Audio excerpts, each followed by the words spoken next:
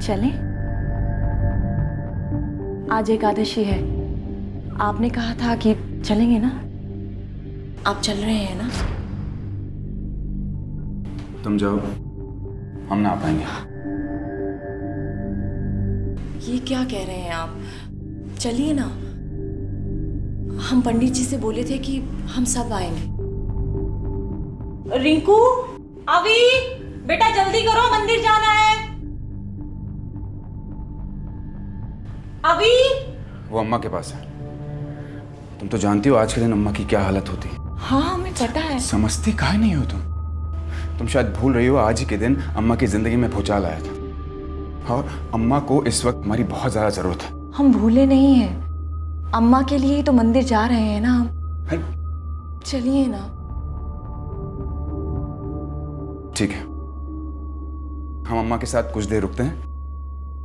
तुम रिंकू को लेकर मंदिर पहुंचो, हम अभी को लेकर पहुंचते हैं। ठीक है, पर जल्दी आइएगा। चलो बेटा, भैया पापा के साथ आएंगे।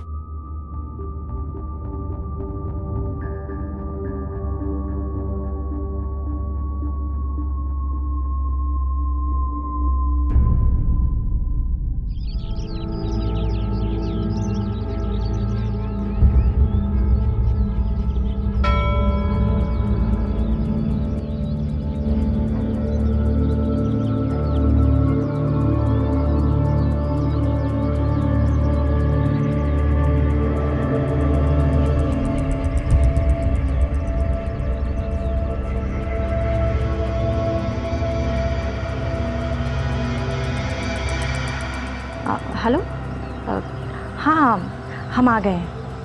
नहीं, हम अकेले हैं। वो नहीं है, बोले बाद में आएंगे।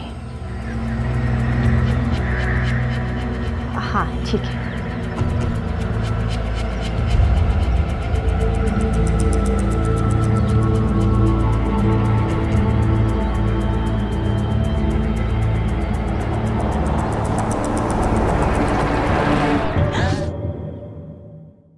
एक शांत सुबह मंदिर की ओर जा रही गजरा शुक्ला और उसकी नन्ही बेटी रिंकू शुक्ला का किसी ने बेरहमी से कत्ल कर दिया। एक पति, एक बाप रो रो कर मदद की गुहार लगा रहा था, पर आखिर कौन था यह कातिल और क्या था उसका मकसद?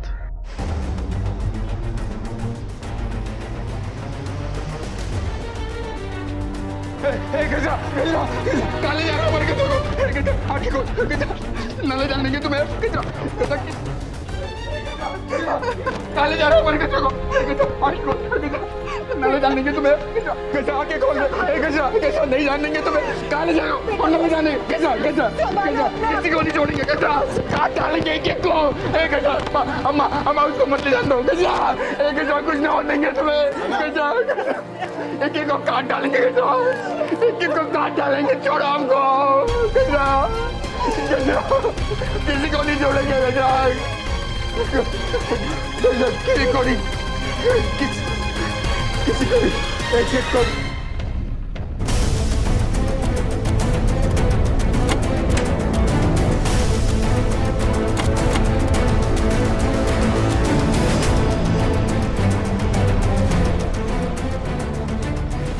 अजय, ये जितने भी सबूत मिले हैं सबको फॉरेंसिक टेस्ट के लिए भेजो।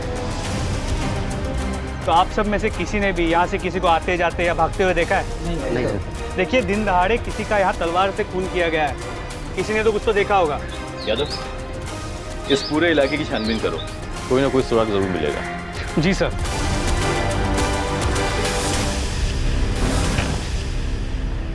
वैसे भी वहाँ कोई मिला नहीं जो वारदात के वक्त वहाँ मौजूद था।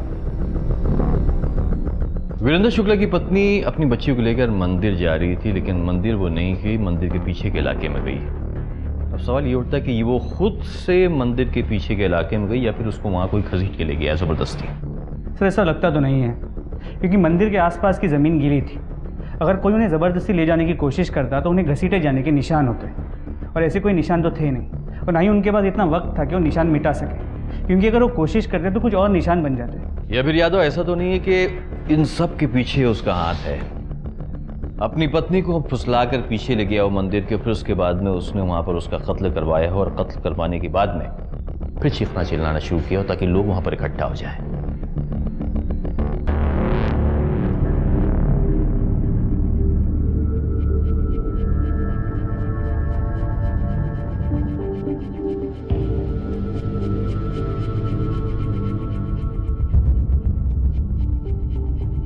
गजरा, हाँ हमारी बिटिया, अम्मा आराम करो।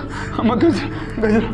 आप ज़रा बच्चे को लेके बाहर बैठिए। इंस्पेक्टर साहब, हमें अपनी बीवी और बेटे के पास होना चाहिए था। तुम्हारी पत्नी और बच्ची की लाश को पोस्टमार्टम के लिए भेज दिया गया है। सब आपसे विनती करते हैं, एक बार हमें उनको देखने दीजिए। उनके अंतिम संस्कार के लिए। आप बैठिए। देखो वीरू, तुम चाहते हो ना कि तुम्हारी पत्नी की आत्मा को शांति मिले, तो तुम पुलिस की मदद करो, उन मुजरिमों को पकड़वाने में मदद करो जिन्होंने तुम्हारी पत्नी पर हमला किया था।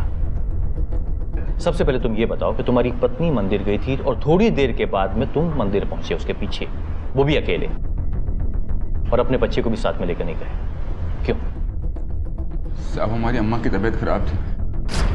आज एकादशी है, आपने कहा था कि मंदिर चलेंगे।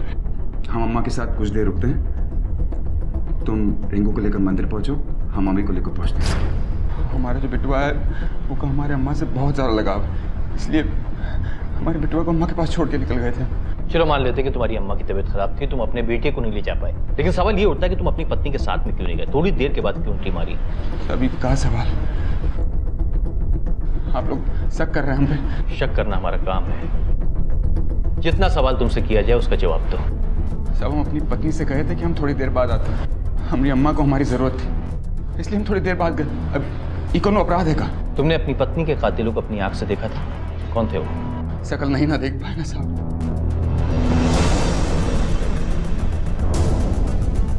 तो फिर बार बार तुम क्यों चिल्ला रहे थे? किसको मारने की बात कर रहे थे? एक को काट डालेंगे, एक को काट डालेंगे, छोड़ो हमको। किसको देखा था तुमने वीरू?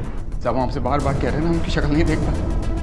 कोई भी अपनी पत्नी और बिटिया की लाश देखेगा तो यही कहेगा ना। मैं तुमसे आखिरी बार पूछ रहा हूँ, सच सच पुलिस को बता दो। हम आपसे बार बार कह रहे हैं ना, अपनी पत्नी और बिटिया की लाश देखकर हम पागल हो गए थे।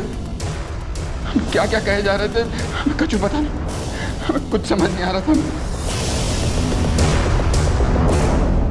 यादव, ये वीरेंद्र को सब कुछ मालूम है कि कत्ल किसने किया है, लेकिन हमारे साथ नोटिंग की कर रहा है। तुम एक काम करो, जैसे ही पोस्टमार्टम के बाद लाश आती है ना, परिवार को दे दो, और इस वीरेंद्र की हिस्ट्री जानने की कोशिश करो पूरे। तो ट्राई टू फाइंड आउट इसके दुश्मन कौन है।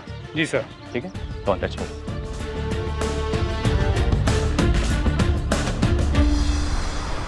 सर, इस वीरेंद्र शुक्ला की 10 साल पुरानी कहानी खोज निकाली है।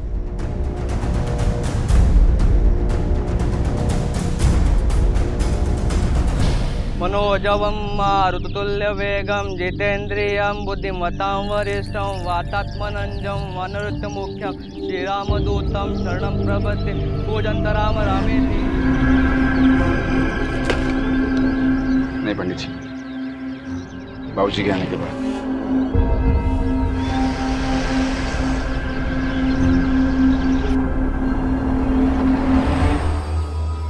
यादव जी, बहुत सही फैसला किया हमने यहाँ पे आके।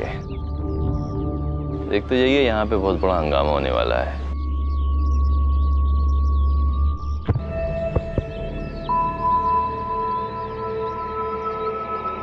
अपने मन पे काबू रख, मर्द है तू, रस्म पूरी कर।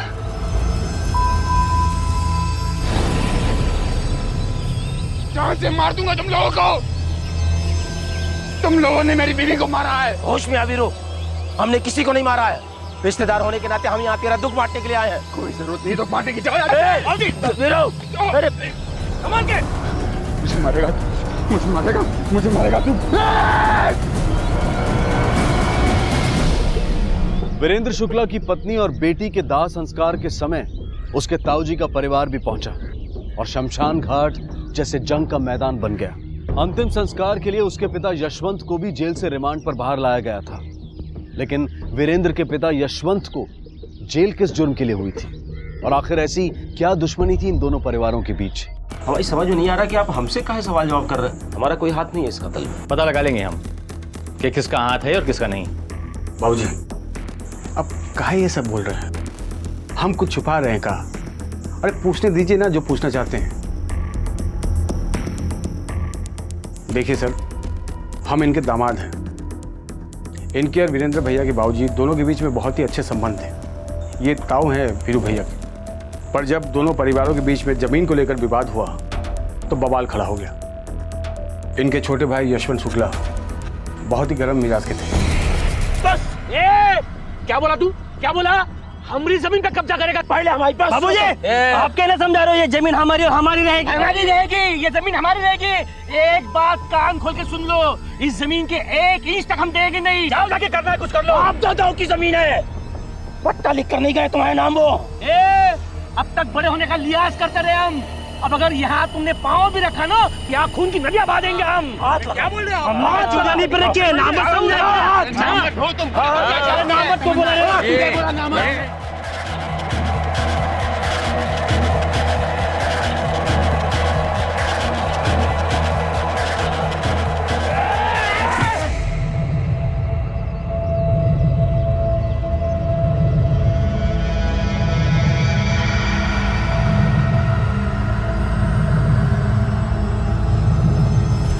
हमरे छोटे दादा हमरे ही बाबूजी को मार दिए, हमरे ही आंखों के सामने। एक बात बताइए, जब गजरा का कत्ल हुआ उस वक्त आप कहाँ थे? मैं घर पर था, अपने बेटे की बरसी की पूजा करवा रहा था। और तुम कहाँ थे? ये घर पर ही था। तुम? वो खेत पर था असल में। कोई गवाह है तुम्हारे पास? किसी ने देखा तुमको वहां पर? अब इतना कौन ध्यान रखता है साहब कि कोई मिला भी होगा तो शायद। दरअसल साहब हमारे दामाद जी बहुत ही शांत प्रवृत्ति के आदमी हैं। ये सिर्फ शांति सुलह की बात करते हैं, कत्ल तो कभी कर ही नहीं सकते हैं। साहब ये हमारे परिवार के साथ जो कुछ भी हुआ है ना, वो 10 साल पुरानी बात है। अब आप ही बताइए, अगर हमें किसी का कत्ल करना होता तो क्या हम 10 साल तक किसी का इंतजार करते? अरे हम पहले अपने भाई के परिवार को खत्म कर देते। 10 साल 10 साल पहले तो बहुत छोटा होगा ना, ये 5-6 साल का। ये तो अभी भी 16 साल का नादान बच्चा है साहब। तो कहाँ थे उस वक्त? घर पर हमरे बाबूजी की बरसी की पूजा थी।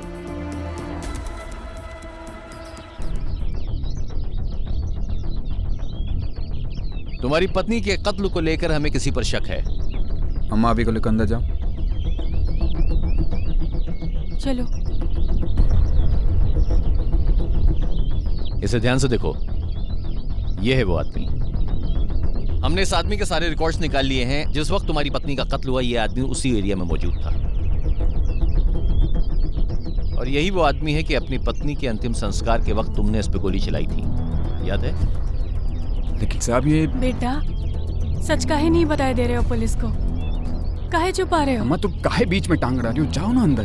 कितनी बार तुमको समझाए हैं, कानून अपने हाथ में मत लो, इससे कुछ नहीं हासिल होना है। तुम्हारी पत्नी भी तो यही चाहती थी ना। अम्मा तुम देखो वीरेंद्र शुक्ला, अगर तुम इस वक्त आजाद घूम रहे हो और अपने आप को सलाखों के पीछे नहीं पा रहे हो, तो सिर्फ इसलिए कि सरजू ने तुम्हारे खिलाफ कंप्लेन नहीं की थी। एक बात याद रखो, कानून को कभी भी अपने हाथ में मत लेना। कानून को तुमने अपने हाथ में लिया तो अपने आप को सलाखों के पीछे पाओगे। एक बच्चा और है तुम्हारा, उसके सर से माँ का साया तो हट चुका है। हम नहीं चाहते कि उसके सर से बाप का हाथ भी हट जाए। सच बताओ, यही है वो आदमी ना? हाँ सर।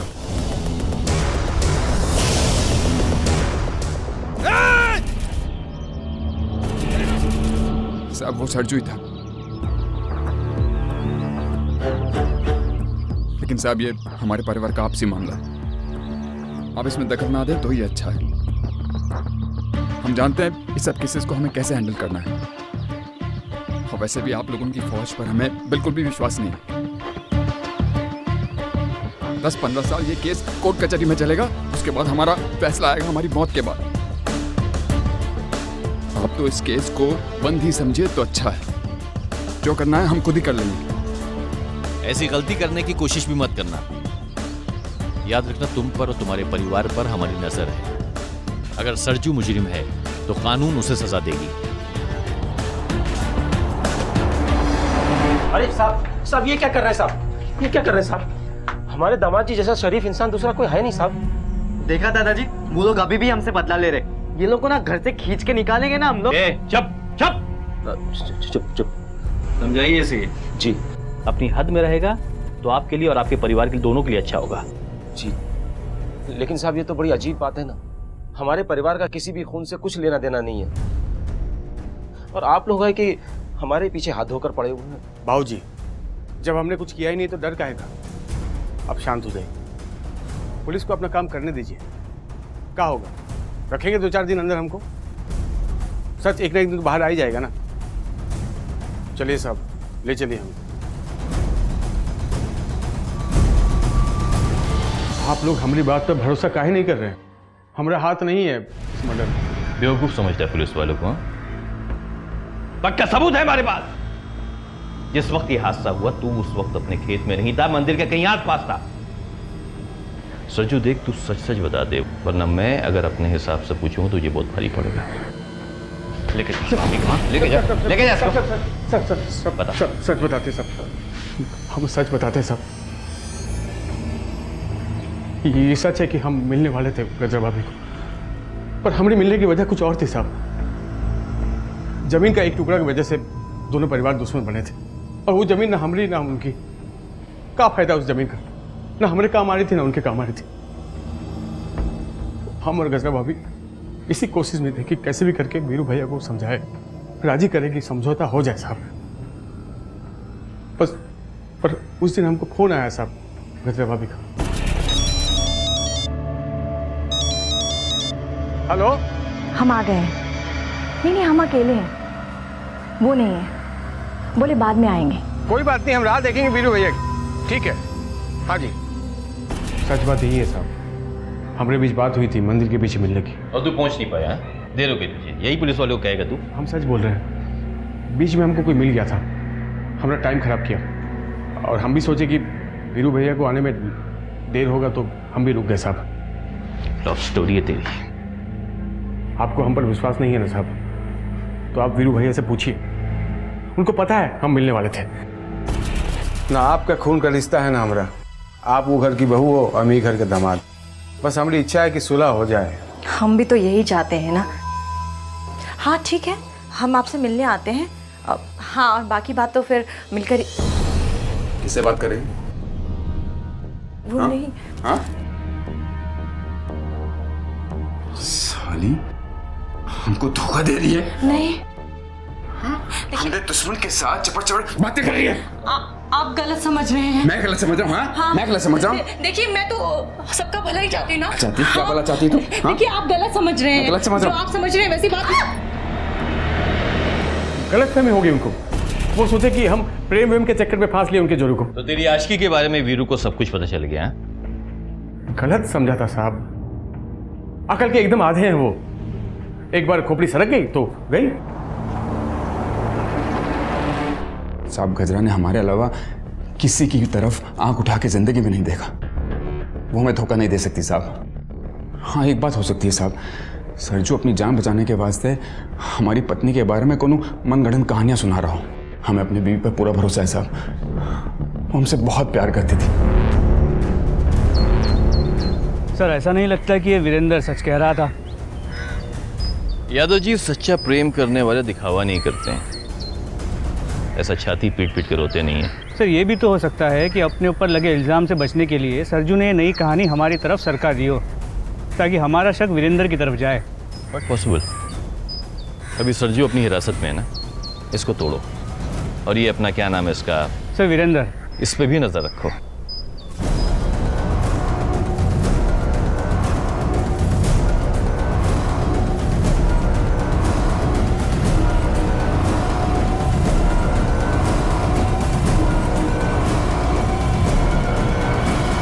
बजरंग शुक्ला का दामाद सरजू अब भी पुलिस की हिरासत में था, लेकिन फिर भी पुलिस को शक था कि कहीं इस पूरे घटनाक्रम का सूत्रधार वीरेंद्र शुक्ला तो नहीं। अब सच के अंधे कुएं से कुछ ऐसा हाथ लगने वाला था जिसकी पुलिस ने कल्पना भी नहीं की थी।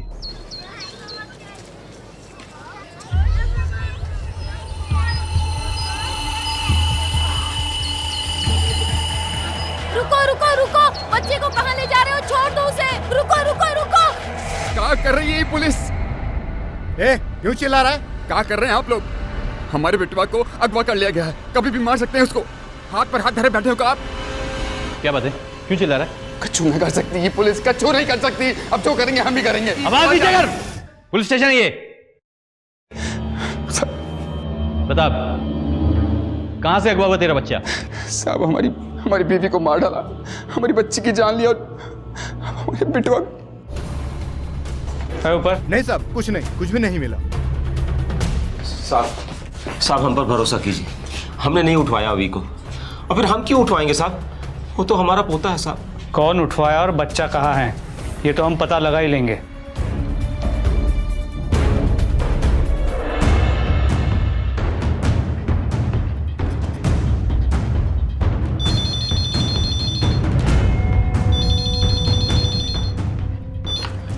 हेलो हेलो,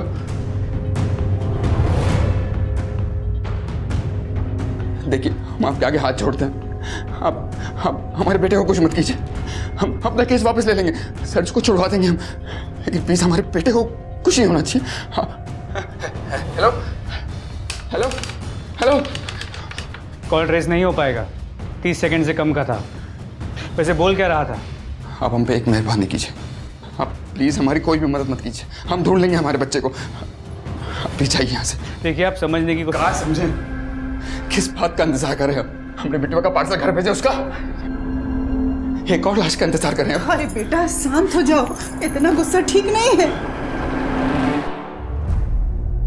हाँ ठीक है, ले आओ। सर बजरंग शुक्ला फैमिली के अपडेटेड फोन रिकॉर्ड्स आ रहे हैं। वक्त हमारे पास बहुत कम है यादव, बच्ची की जान को खतरा है। अगर हमें फोन रिकॉर्ड्स नहीं मिले तो हम कुछ नहीं कर पाएंगे। लेकिन अब तो ये बात भी क्लियर है कि वीरेंद्र शुक्ला का इस मर्डर में कोई हाथ नहीं है। लगता तो सही यादव, लेकिन सर आपको अभी भी उसी पे शक है? Sir phone records.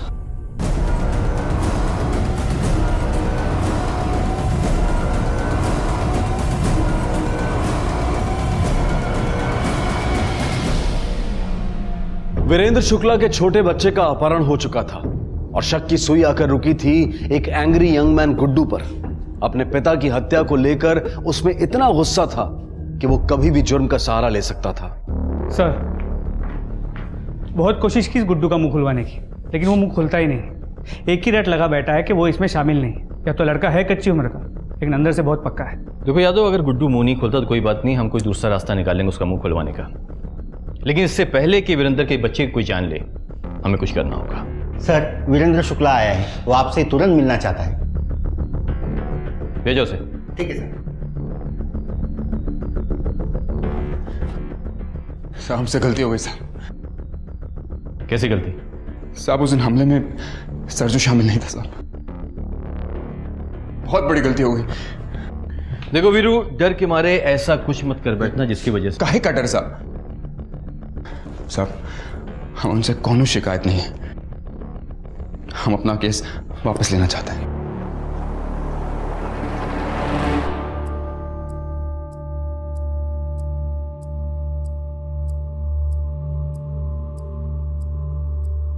Sir Sarju को रिहा कर दिया है, लेकिन अब भी हमारी नजर इन दोनों परिवारों पे है। इस मर्डर केस की फाइल इस तरह क्लोज नहीं होगी यादव, क्योंकि बच्चा अभी तक गायब है और हमारे पास कोई सुराग नहीं है। हमें एक बार फिर से सारी कड़ियों को जोड़ के इस केस की तह तक पहुंचना है। दो परिवार हैं, ये दोनों परिवार की दुश्मनी 10 साल पहले हुई घटना से संबंधित है। 10 साल तक दोनों फैमिली खामोश रहती, फिर अचानक अब क्या होता है? 10 साल पहले बजरंग के बेटे की मौत होती है और उस कत्ल के जुर्म में पकड़ा जाता है बजरंग का छोटा भाई यशवंत, जो उस वक्त जेल में है। लेकिन अब 10 साल के बाद वीरेंद्र की पत्नी और उसकी बच्ची की हत्या होती है, उसके बेटे को किडनैप किया जाता है। या तो कोई तो ऐसी मजबूत कड़ी है जिस तक हम पहुंच नहीं पाए। साहब एक नई जानकारी मिली है।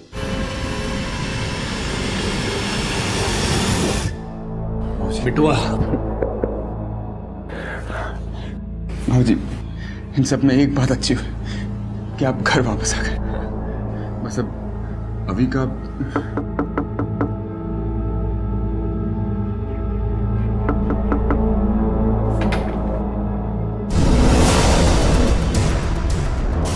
जी क्या हुआ इंस्पेक्टर साहब? हमारे बच्चे का कुछ पता चला क्या? तुम्हें हमारे साथ पुलिस स्टेशन आना होगा। काहे? एक बच्चे की लाश मिली है जो तुम्हारे बेटे से बहुत मिलती जुलती है।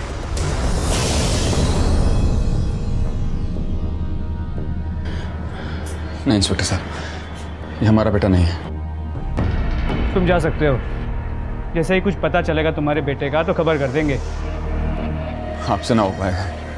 हमको विश्वास ही नहीं रहा पुलिस पे। आप भूल जाइए, हम खुद ढूंढ लेंगे अपने बच्चे को।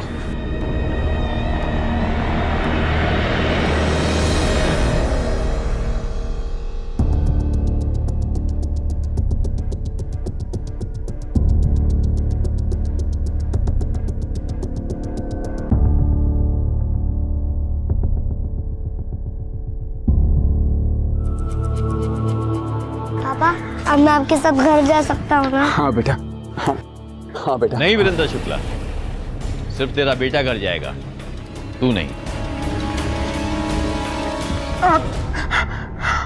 साहब हम आपको बता रहे हैं ना, हमें पता चला कि हमारे बच्चे को अगवा करके उन लोगों ने अपने बच्चे की अपहरण की कहानी सुनाकर तू हमें बेवकूफ़ बनाना चाहता था। सब समझ में आ रहा था हमें कि ये सब के पीछे सिर्फ तू है, लेकिन हमारे पास कोई ठोस सबूत नहीं था, इसलिए हमने बच्चे की लाश का छोटा सा नाटक किया। यही तो हम सोच रहे थे कि 10 साल पुरानी बदले की कहानी अब क्यों कुरेदी गई है, तेरी बीवी का कत्ल अब क्यों हुआ है। लेकिन जब हमने तेरी खबर कुरेदी ना, तो उसमें से निकला तेरा बाप यशवंत शुक्ला, जो उस वक्त जेल में था, जिसकी सुनवाई होने वाली थी और उसको अदालत सजा सुनाने वाली थी। तभी यह सब नाटक हुआ। लेकिन सरजू के रिहा होने के बाद में जब हमारे कांस्टेबल ने आके हमें यह बताया कि तेरा बाप यशवंत शुक्ला भी रिहा हो गया, तब स्टार्ट टू एंड हमें तेरी कहानी समझ में आई। आपको जरूर कोई गलतफहमी हुई है साहब। भी खोलेगा जब जब तू सच बोलेगा। बताता हूँ साहब, बताता हूँ साहब, ये सब हम नहीं करवाया। हमने अपने ताऊ जी को समझाने की बहुत कोशिश की, बोला कि केस वापस ले लो, लेकिन वो मानते ही नहीं थे। फिर आखिरी बार जब हमने उनसे मुलाकात की तो ताऊ जी आप अपना केस वापस ले लीजिए। हमारे बाबूजी को 10 साल हो गए जेल में बंद हुए। इतनी लंबी सजा तो काट चुके हैं, कीमत चुका दी उन्होंने। आप तो जानते हैं जो कुछ भी हुआ वो एक सोचा समझा मर्डर नहीं था, गुस्से में एक किया गया एक हादसा था। अच्छा, हमने अपना बेटा खोया है, उसे तो सजा मिलनी ही चाहिए। सड़ने उसे जेल के अंदर तुम लोगों से दूर। ताऊ जी हम समझ रहे हैं आप क्या कहना चाह रहे हैं, लेकिन उस दिन जो भी हुआ वो कहा सुनी में हो गया था, उसमें कुछ निश्चित। तू भूल सकता है क्योंकि वो तेरा चचेरा भाई था। मैंने अपनी औलाद खोई है। ठीक है ताऊ जी, हम अपने बाबूजी के लिए कुछ भी कर सकते हैं। बताइए क्या कीमत चाहिए आपको? देखिए, हमारी तरफ से एक जान गई, जमीन हाथ से गई, बस उतना मुआवजा दे दीजिए, केस वापस ले लेंगे। ठीक है, कितना मुआवजा चाहिए आप लोगों को? सब हमने सोचा कि वो लोग 4-5 लाख मांगेंगे, लेकिन जब सरजू ने मुंह खोला तो 40 लाख। 40 लाख? धामाजी इतना तो सब कुछ बेचकर भी हम नहीं ला सकते हैं। देखिए, चाचा जी की रिहाई की इतनी कीमत तो बनती है भाई। अब फैसला आपके हाथ में है, बस चलिए बाबूजी।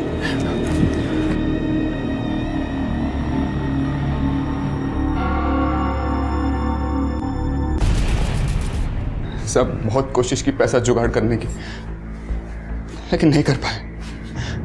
उधर बाबूजी की तारीख भी नजदीक आ रही थी। बहुत परेशान थे बाबूजी, वो घर वापस आना चाहते थे। क्या कहते कि आपकी रिहाई के लिए हम कछु ना कर पाए। हम जानते थे भैया केस वापस नहीं लेगा। क्या सोचा तू हाथ पांव जोड़ेगा तो तेरे ताऊ जी मान जाएंगे? तो बाजी आप ही बताइए हम क्या करें? बाबूजी हम आपके लिए कुछ भी कर सकते हैं।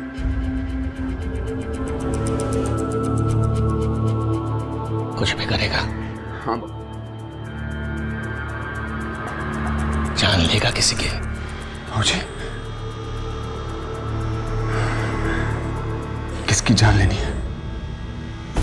तो ये तेरे बाप के घिनौने दिमाग की उपज थी। उसके ही कहने पे तूने अपनी पत्नी और बच्ची को मार डाला। साहब हमने गजरा से कहा कि हम कुछ देर अम्मा के साथ रहते हैं, थोड़ी देर बाद हम मंदिर आ जाएंगे। हमको पता था वो सरजू से मिलने जा रही है। हमको ये भी पता था कि उन दोनों के बीच में कोई चक्कर नहीं था। तब हमने प्लानिंग की। हाँ, वो निकल चुकी है। सरजू जब तक मंदिर के आसपास रहता, पुलिस के रिकॉर्ड के हिसाब से शक उसी पे होता। इसलिए हमने एक गुंडा भेजकर सरजू को कुछ देर तक वहीं अटका के रखा, ताकि हम अपनी प्लानिंग को अंजाम दे सके। सरजू जब तक मंदिर के आसपास रहता, पुलिस के रिकॉर्ड के हिसाब से शक उसी पे होता। इसलिए हमने एक गुंडा भेजकर सरजू को कुछ देर तक वहीं अटका के रखा।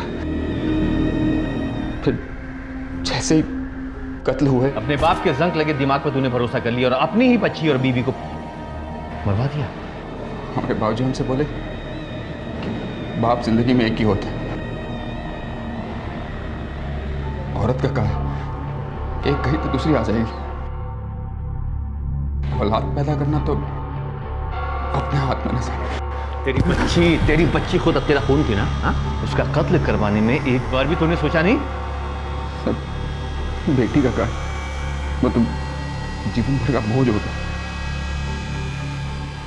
मरवा डाल। बिटुआ तो था ना हमारे पास। बिटुआ था तेरे पास? हाँ, बिटुआ था और बेटी को तूने मरवा दिया। वो तेरा खून नहीं थी? हाँ? तू अपने बाप की सजा कम कराने के लिए किसके पास गया था? बजरंग के पास में ना? क्या हुआ? उसने केस वापस लिया? अब सरजू के लिए मिलने गया तो वो नहीं मानी। इसीलिए फिर बाबूजी के कहने पर हमने अपने बेटे अभी को अगवा करने का प्रोग्राम बनाया। और गुड्डू जेल के अंदर था तब। क्या चाहिए तुमको? आप जानते हैं दाऊजी, केस वापस ले लीजिए, छुड़वा दीजिए बाबूजी को। पहले गुड्डू और सरजू को छुड़वाओ। ठीक है, हम सरजू को छुड़वा देंगे, लेकिन गुड्डू घर में तभी आएगा जब हम अपने बाबूजी से गले मिल पाएंगे। दाऊजी के पास कोई चारा नहीं था, उनको माननी पड़ी हमारी बात, तभी हमने सरजू को छुड़वाया। लेकिन तू और तेरा बाप, तुम दोनों ही सड़ोगे जेल के अंदर उम्र भर। अपने पिता की रिहाई के लिए अपनी ही पत्नी और बच्ची की हत्या करने वाला वीरेंद्र अपने पिता की हर बात मानने को राजी कैसे हुआ? कैसी मानसिकता है ये? हम सब ये मानते हैं कि अपने माता पिता का आदर करना, उनसे प्यार करना, उनकी आज्ञा को सर आंखों पर रखना एक अच्छे पुत्र के लक्षण है। लेकिन पिता अगर हत्या करने को कहे तो? इस जुर्म की कहानी की सबसे चौंका देने वाली बात, या फिर यूं कहें कि शर्म से सर झुका देने वाली बात है औरतों के प्रति हमारी मानसिकता।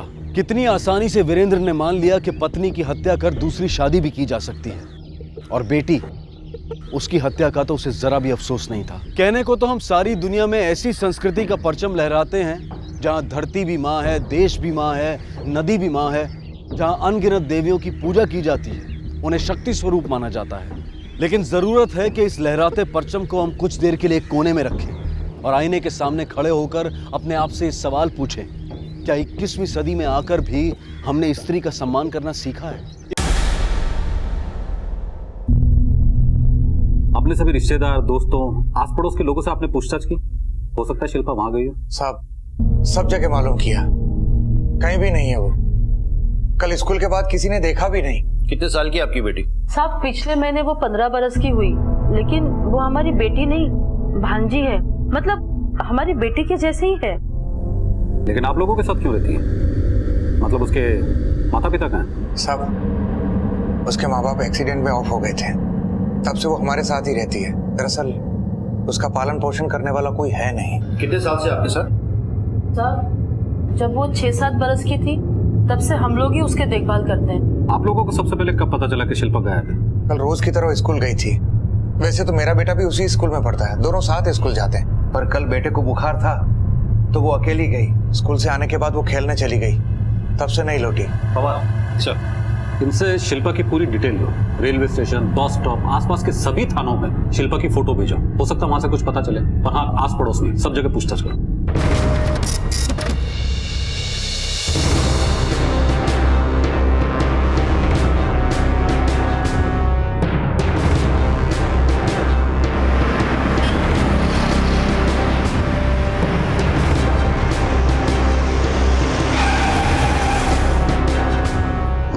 ये लड़की कल से गायब है। अपने आंख कान खुला रख और पता कर, जैसे कुछ पता चले तुरंत बताना। ओके, चलता हूँ। सलाम साहब।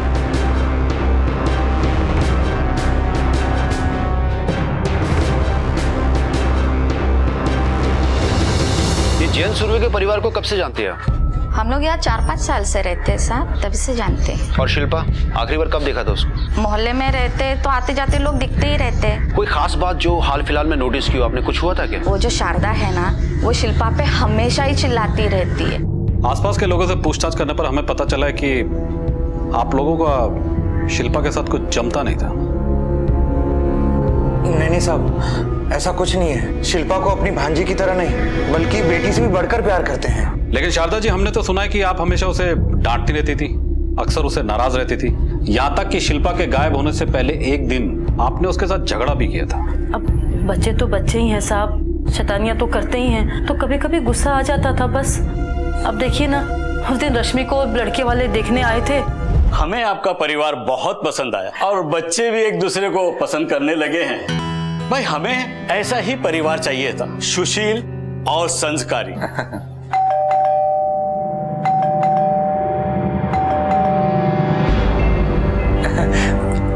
बेटा खोलो। 2 घंटे से बेल बजा रहे, तुझे सुनाई नहीं देता? अंदर था कि बाहर था? इतना टाइम क्यों लगा तुझे? अरे शिल्पा बेटा, यहाँ ये हमारी छोटी बेटी है शिल्पा, रश्मि की छोटी बहन। दरअसल ना ये है ना, स्पोर्ट्स में बहुत अव्वल है, प्रैक्टिस से आ रही है। बेटा अंकल आंटी को नमस्ते बोलो। नमस्ते। मिका मिनटे रश्मि से बाबा। हाँ बोल। सब कुछ ठीक ही लग रहा है और दोनों बच्चे भी एक दूसरे को पसंद करने लगे, तो क्यों ना बात आगे बढ़ाई जाए? हाँ बरा। ठीक है, करते हैं बात। सुरवे जी, बताते हैं आपको। चलो जी। जी नमस्ते।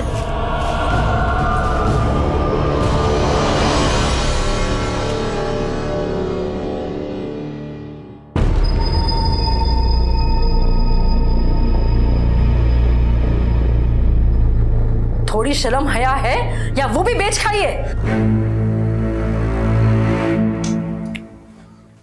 बदतमीज लड़की, पागल समझ के रखा है हमें, जो हम इसका पालन पोषण करते हैं, माँ बाप की तरह इसकी देखभाल करते हैं। माँ बाप नहीं हो मेरे, बनने की कोशिश भी मत करना और कभी बन भी नहीं सकते। ऐसा क्या कर लिया है मेरे लिए? और दिन रात ना ये एहसान जताना बंद करो। शिल्पा,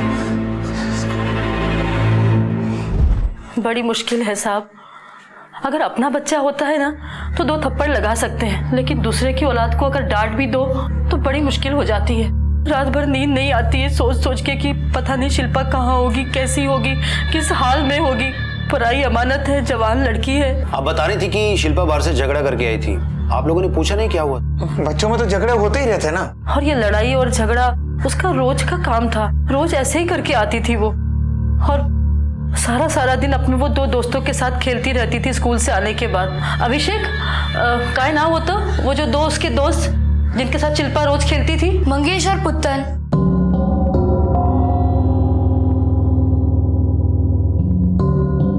एक मिनट बेटा, एक मिनट। ये आप लोग में मंगेश और पुत्तन कौन है? सर वो लड़की जैसी नहीं है, क्या शॉट मारती है। हम तो उसके साथ मैच रखने में भी डरते हैं। परसों मिली थी तुम लोग को शिल्पा? परसों नहीं आई थी, लेकिन उसके एक दिन पहले आई थी, मैच था हमारा। उस दिन शिल्पा का किसी के साथ झगड़ा हुआ था? हाँ सर, वो अमय है ना, उसके साथ उसका झगड़ा हुआ था।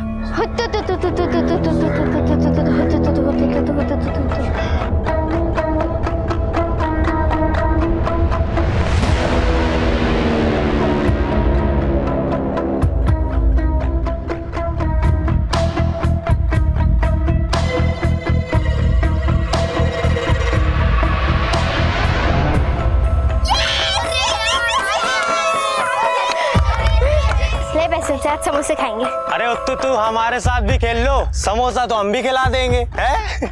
वो भी बिना शर्त जीते।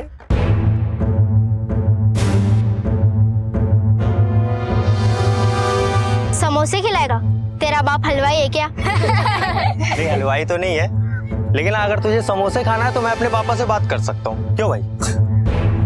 औकात मेरे, वरना लात खाएगा। अच्छा चल, मैं लात भी खा लूंगा। मार मार ना, लात मार।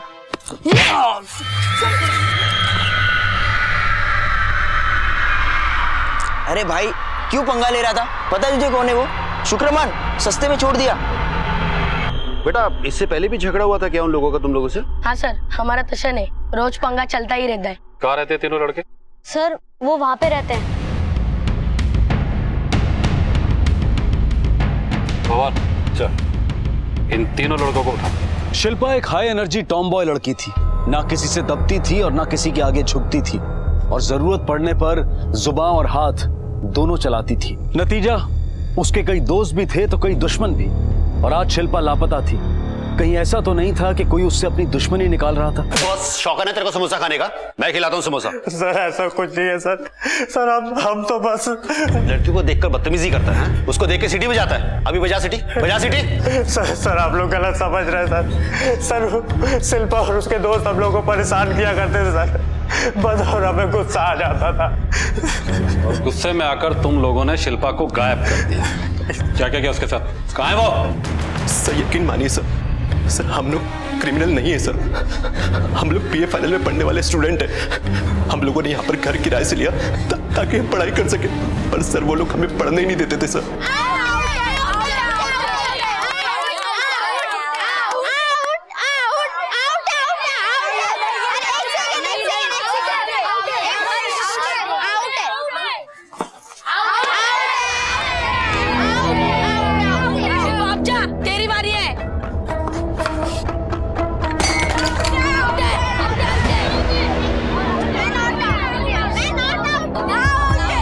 जो भी है ना, इन लोगों को मैं छोड़ूंगा नहीं। की तो पागल है क्या?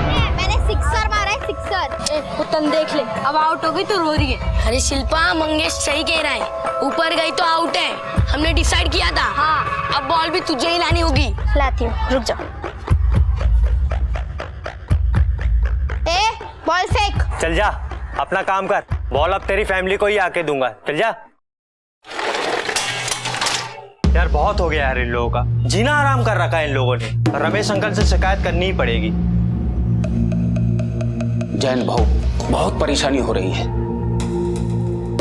बेचारे पढ़ने वाले बच्चे हैं, लेकिन दिन रात शोर शराबा होगा तो कैसे पढ़ेंगे? कुछ दिन पहले खिड़की के कांच तोड़ दी।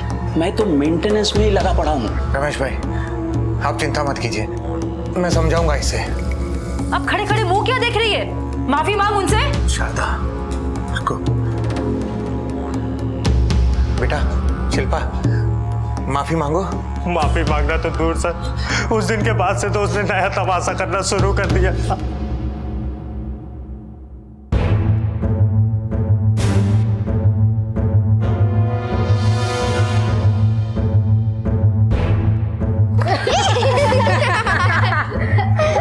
ओ कलेक्टर सॉरी।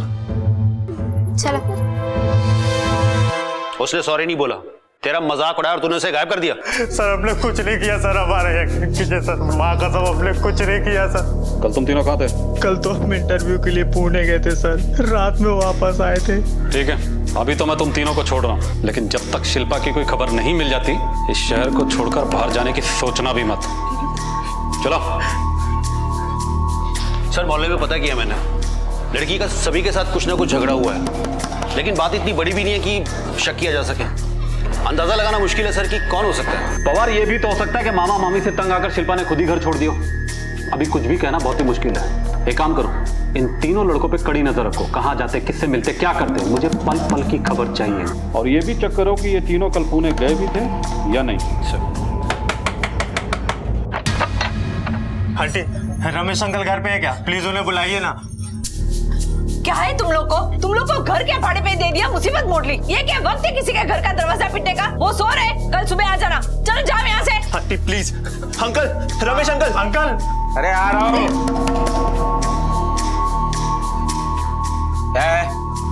क्यों चिल्ला रहे हो? रमेश अंकल जरा इधर आइए ना, मुझे तुमसे बात करनी है। प्लीज। तुम लोग बिना, चलो बोलो क्या हुआ?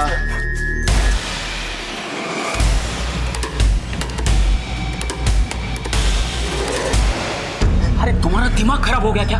घर मेरा है, फंसूंगा तो मैं। अंकल प्लीज मामले को संभाल लीजिए। कैसे संभालूं? कुछ नहीं, मुझे पुलिस को फोन करना पड़ेगा। अंकल प्लीज अंकल प्लीज ऐसा मत करिए, हमारी जिंदगी बर्बाद हो जाएगी अंकल प्लीज। वैसे पुलिस हमसे पूछताछ कर रही है, उन्हें लगता है कि शिल्पा और हमारा कोई कनेक्शन है। मुझे पुलिस को बुलाना पड़ेगा। नहीं uncle. Hello, police station.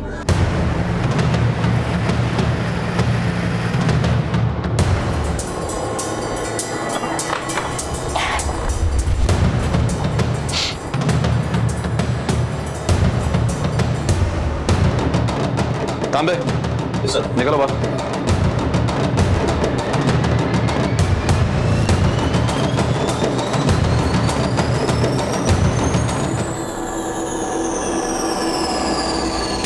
Pawar sir, body का पंचनामा करके पोस्टमार्टम के लिए भेजो। एक मुश्किल अभी आसान नहीं हुई थी कि एक और केस सामने आ गया। पुलिस जो अब तक शिल्पा की तलाश कर रही थी, उसकी तलाश में एक दूसरी बॉडी उनके हाथ लगी। पुलिस के सामने अब एक नहीं बल्कि दो चुनौतियां थी, इस लावारिस लाश की आइडेंटिफिकेशन और शिल्पा की तलाश। सर मैं झूठ नहीं बोल रहा हूँ, हम लोगों को तो पता भी नहीं था कि घर में लाश है सर। तुम तीनों में से सबसे पहले लाश किसने देखी? सर लाश को सबसे पहले मैंने ही देखा था। मैं और हमें फिल्म देखकर आए थे, तब हमें बाहर रिक्शा वाले को पैसा दे रहा था और मैं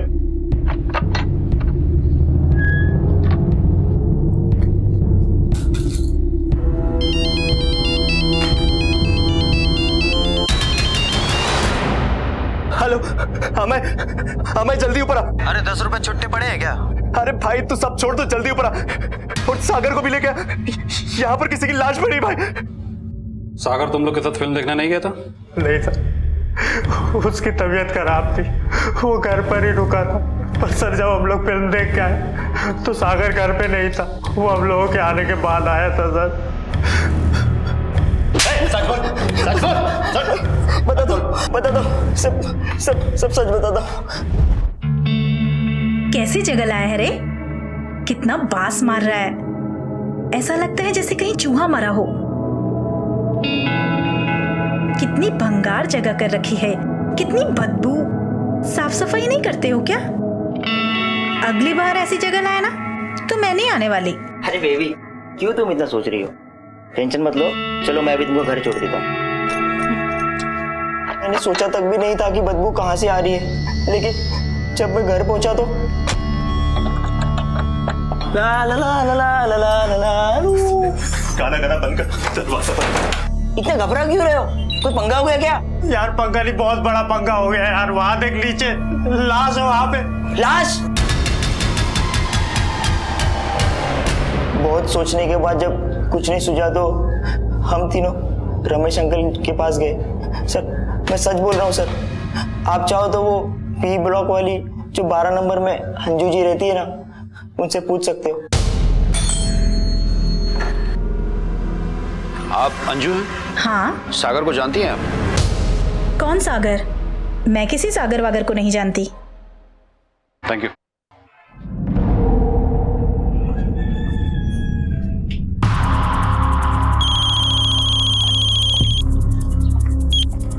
हाँ ओके सर, बच्चे की पोस्टमार्टम रिपोर्ट आ गई है सर। उसकी मौत दम घुटने से हुई है, लेकिन सर मौत से पहले किसी ने उसके साथ जबरदस्ती भी किया, सेक्सुअली अब्यूज किया।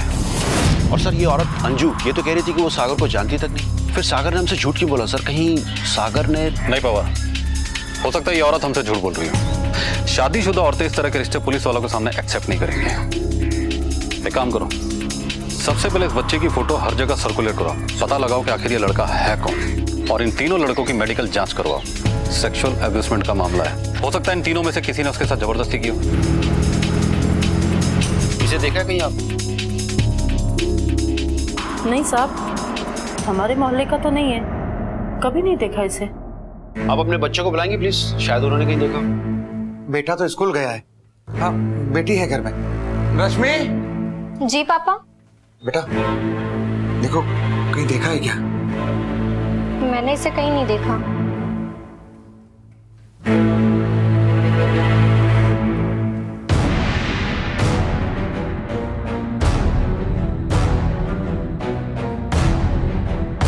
इसे कहीं देखा है? नहीं। और आपने? नहीं सर। Thank you. नहीं देखा सर। सर कहीं से कोई लीड नहीं मिली सर। बच्चे को किसी ने नहीं देखा, कोई इसे पहचानता नहीं। लेकिन सर मैंने आसपास के सभी पुलिस स्टेशन में बच्चे की फोटो भेज दी है। हो सकता है वहां से कुछ सुराग मिले, किसी ने मिसिंग कंप्लेंट लिखवाई हो। और सर तीनों लड़कों की मेडिकल रिपोर्ट नेगेटिव है। इससे साफ जाहिर है कि बच्चे के साथ इन तीनों में से किसी ने कुछ नहीं किया। पवार, ये भी तो हो सकता है शिल्पा और इस लड़के के केस में कोई कनेक्शन हो। एक काम करते हैं, शिल्पा के स्कूल चलकर इस लड़के की फोटो दिखाते हैं, हो सकता है इसे वहां कोई पहचानता।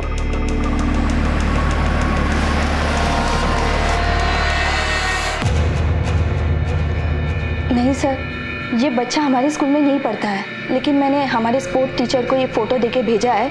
अगर यहाँ का कोई भी बच्चा उसे जानता है तो पता चल जाएगा। बाय द वे, शिल्पा का कुछ पता चला?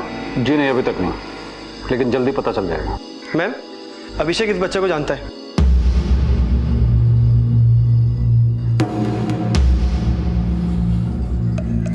बेटा, आप कैसे पहचानते हैं इसको? मैं और शिल्पा दीदी जिस रास्ते से ट्यूशन पढ़ने जाते हैं, वहाँ पे एक चाय की दुकान है। ये वहीं पे काम करता था।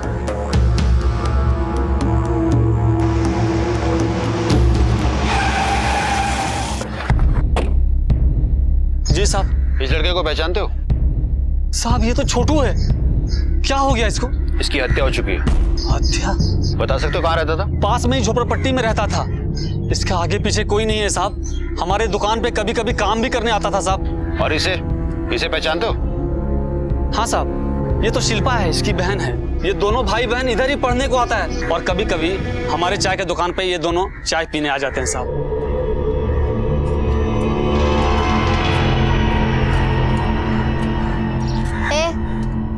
तू काम क्यों करता है? स्कूल क्यों नहीं जाता? पढ़ाई क्यों नहीं करता? ओ अंकल, तुमको मालूम नहीं है बच्चे से काम नहीं करवाते? पुलिस पकड़ के ले जाएगी। इसके खाने के लिए रोटी नहीं है, तुम पढ़ाई की बात करती हो। वैसे भी कौन सा रोज रोज हमारे दुकान पे आता है? कभी मन होता है आता है, कभी मन होता है नहीं आता है। ए इधर आ। तू पढ़ना चाहता है? हाँ, कल से मैं तुझे पढ़ाऊंगी। मैं तेरे लिए किताबें और पेंसिल ले आऊंगी और मेरे ट्यूशन के बाद रोज 1 घंटे पढ़ाऊंगी, ठीक है? ठीक है दीदी।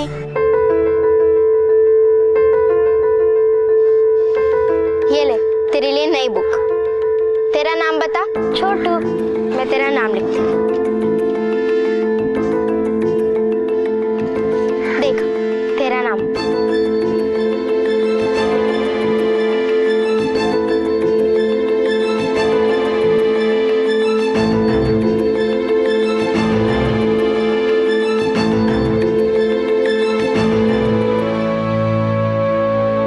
सर ये तो कॉम्प्लिकेशन और बढ़ गई है। शिल्पा और छोटू कनेक्टेड तो हैं, लेकिन शिल्पा गायब है और छोटू की डेड बॉडी मिलती है, वो भी उन लड़कों के घर पर जिनसे शिल्पा का झगड़ा हुआ था। तीनों लड़के मेडिकल में नेगेटिव आए हैं सर। घर पे कोई फोर्स एंट्री भी नहीं हुई है। ऐसे में वो लड़का वहां पहुंचा कैसे? कौन लेकर आया होगा उसे?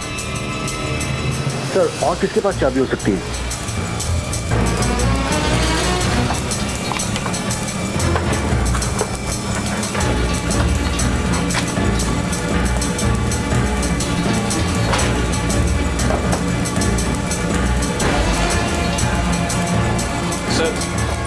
ये देखिए उसका मोबाइल, सब कुछ भरा पड़ा है इसमें। पवार,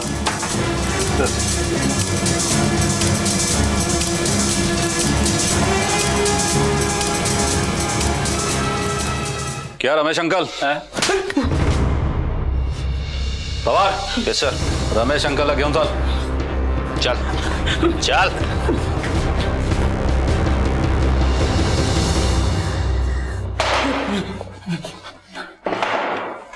क्या रमेश अंकल? चल अब शराफत से अपनी कहानी सुनाना शुरू कर, लेकिन झूठ मत बोलना।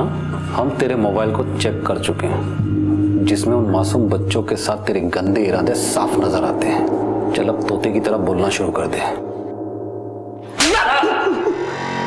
पता था सब, मुझे पता था कि वो तीनों लड़के 3 दिन के लिए पुणे गए थे।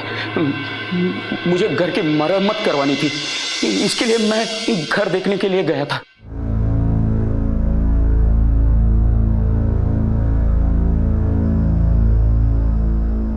अरे बेटा, यहाँ ऐसे क्यों बैठे हो? अपना घर भूल गए हो? किसी को ढूंढ रहे हो क्या? दीदी का इंतजार कर रहा हूँ, वो आने वाली हैं। उन्होंने आज यहाँ आने के लिए बोला था, वो जो पढ़ाती है ना। तो तुम पढ़ने के लिए आए हो? कोई बात नहीं, पढ़ना बहुत अच्छा लगता है ना? हाँ। फिर चलो मेरे साथ। मेरे पास बहुत सारी अच्छी अच्छी किताबें हैं। हाँ, वो सब मैं तुम्हें दे दूंगा। दीदी मेरे लिए ले आएंगी, मुझे आपकी किताबें नहीं चाहिए। अरे बेटा, वो किताबें है ना, मेरे कुछ काम की नहीं है। इस लॉकेट को पहचानता है? ये शिल्पा का लॉकेट है जो हमें तेरे घर से मिला है।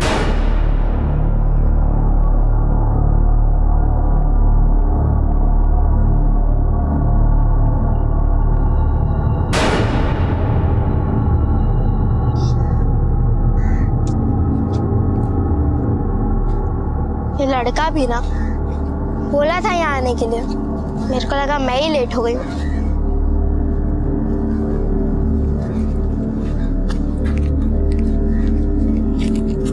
ये तो छोटू की है। छोटू, छोटू,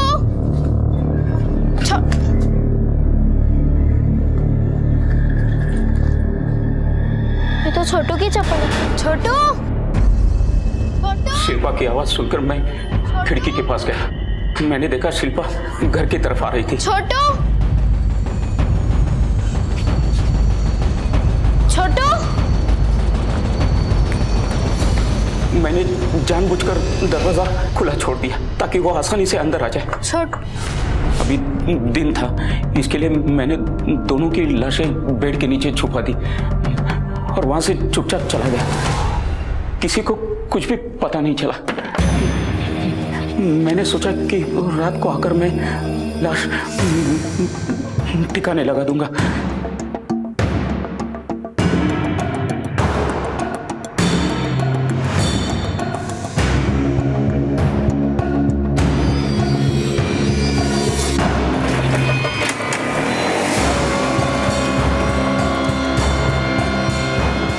मैं शिल्पा की लाश ठिकाने लगाने के बाद छोटू की लाश ठिकाने लगाने गया तो मैंने देखा ये तीनों वो वापस आ चुके थे। नमस्ते। नमस्ते। इसके लिए मैं छोटू की लाश ठिकाने नहीं लगा पाया। फिर मैंने सोचा कि मैं ध्यान रखूंगा।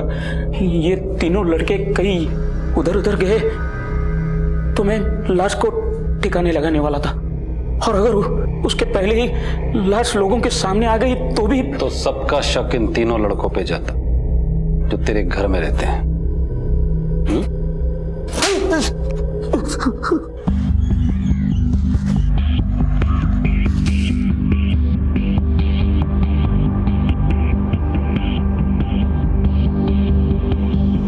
खोलो।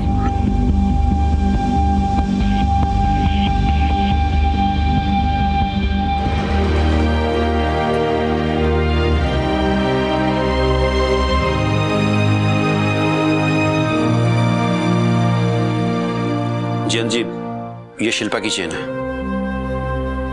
हमें रमेश के घर से मिली थी।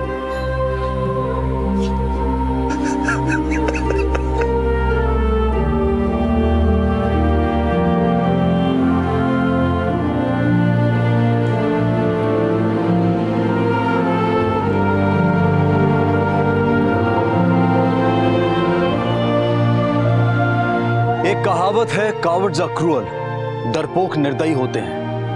रमेश एक दरिंदा था और उसे डर था कि उसकी दरिंदगी शिल्पा की वजह से सबके सामने आ जाएगी। और शिल्पा एक निडर और बेबाक लड़की थी।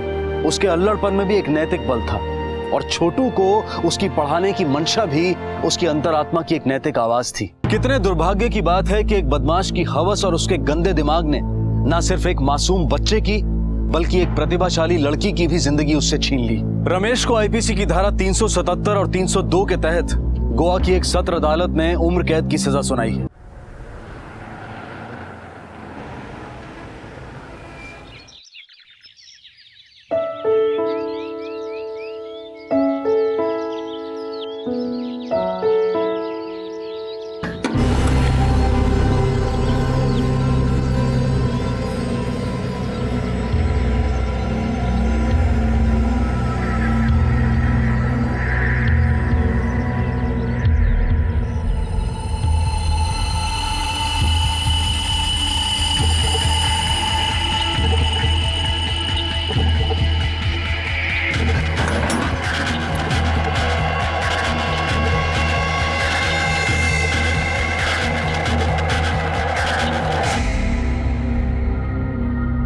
अरे ताई, मैंने वो गुप्ते की छत पे अभी एक लड़की देखी।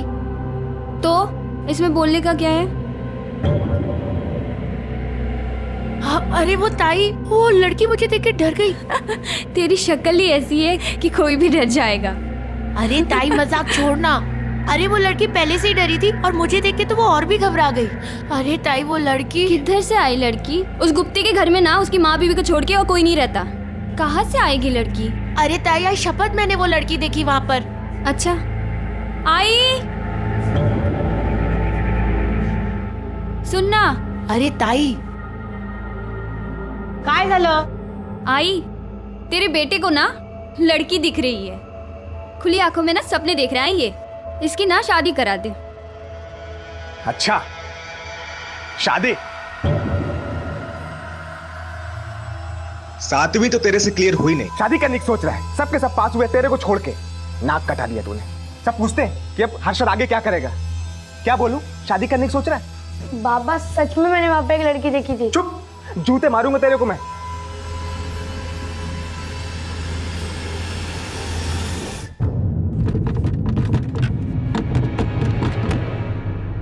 बोल, वो अपने आप बाहर कैसे आ गई? बोल। आई वो अपने अपने, मैंने उसे बाहर निकाला।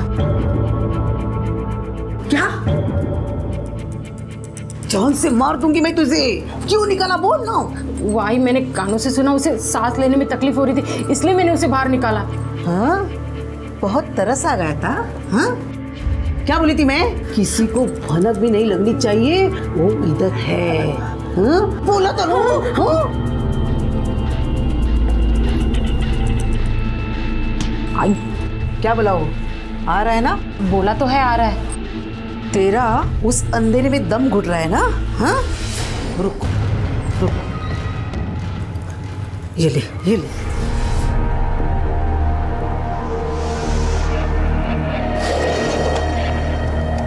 कौन है? कौन है?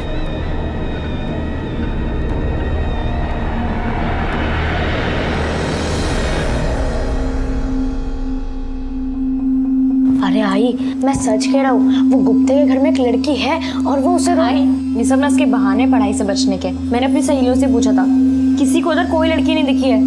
वो लड़की ना सिर्फ इसी को दिखती है, कोई लड़की नहीं है उधर। अच्छा, वहाँ कोई लड़की नहीं है। और अगर फोटो निकाल के दिखाई तो? चल ले, क्या मानूंगी। तुम दोनों चुप बैठो और खाना खाओ। और सुन, गुप्ते के घर में उसकी बीवी और उसकी माँ के अलावा दूसरी कोई भी औरत नहीं है।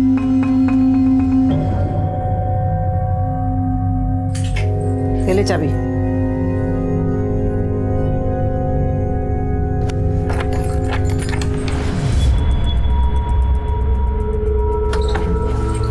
रेखा, क्या करे? जाए या नहीं? हाँ माँ जी, आप फिक्र मत कीजिए, सब ठीक हो जाएगा। आप चलिए चलिए।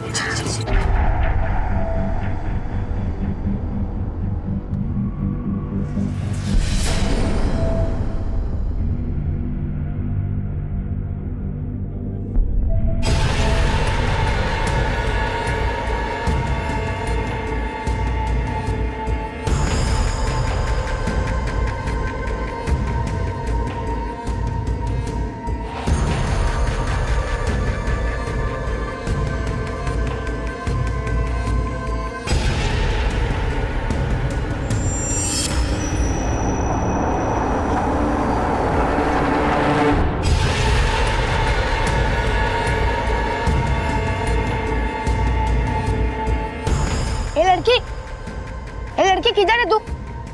अगर तू अंदर है तो जवाब देना। लड़की बोल ना।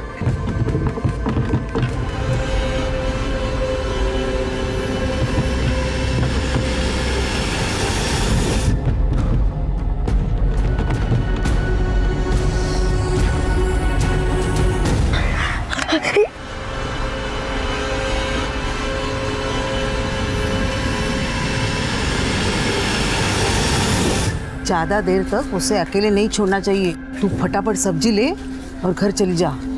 मैं मंदिर जाके आती हूँ, 15 मिनट में आ जाती हूँ। सुन, दोबारा कोई गलती नहीं होना चाहिए, समझी ना?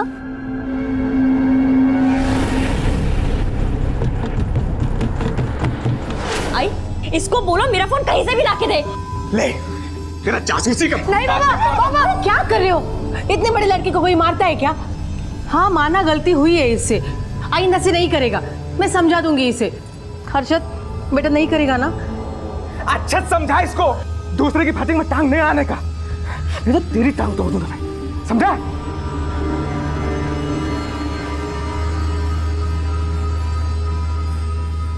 क्यों इंसान सिर्फ अपने ही घर की शांति और सफाई पर ध्यान देता है और उस बात की तरफ बिल्कुल अंधा बहरा हो जाता है जो किसी पर अपराध और अत्याचार की चीख चीख कर गवाही तक दे रही होती है। 15 साल का बच्चा हर्षद, जिसने अपने पड़ोस में ऐसा ही कुछ स्वाभाविक घटते हुए देखा था, और जब उसने उसे रोकने या जानने की कोशिश की तो उसे इससे दूर रहने की सलाह दी गई। क्यों हमारे खून में तेजी तब तक नहीं आती जब तक जुर्म या अत्याचार हमारी अपनी दहलीज लांघने नहीं पहुंच जाता, और जिसके परिणाम बहुत घातक सिद्ध हो सकते हैं।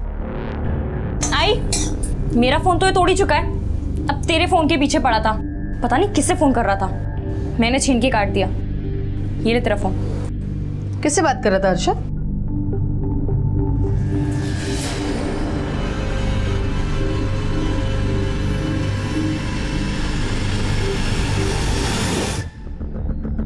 सर, वायरलेस से कॉल आया।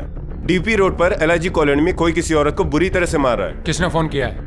सर वो तो पता नहीं चला क्योंकि फोन बीच में ही डिस्कनेक्ट हो गया। और एड्रेस?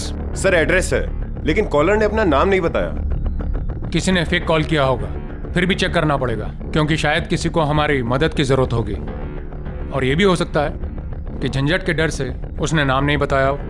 चेक करो। Yes sir.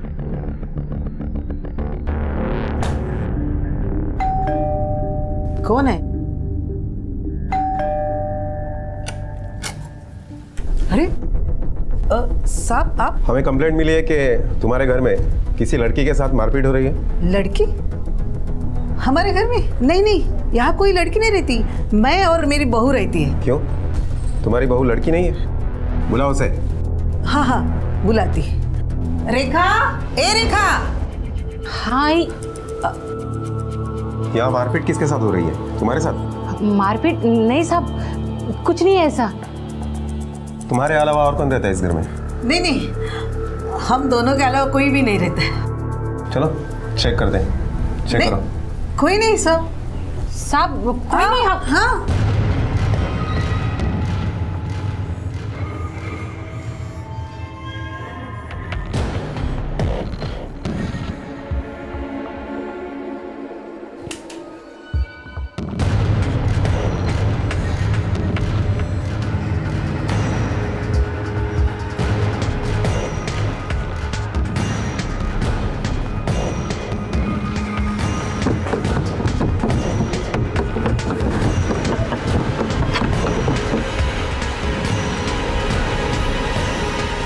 पूरा घर छान मारा, अंदर कोई नहीं है।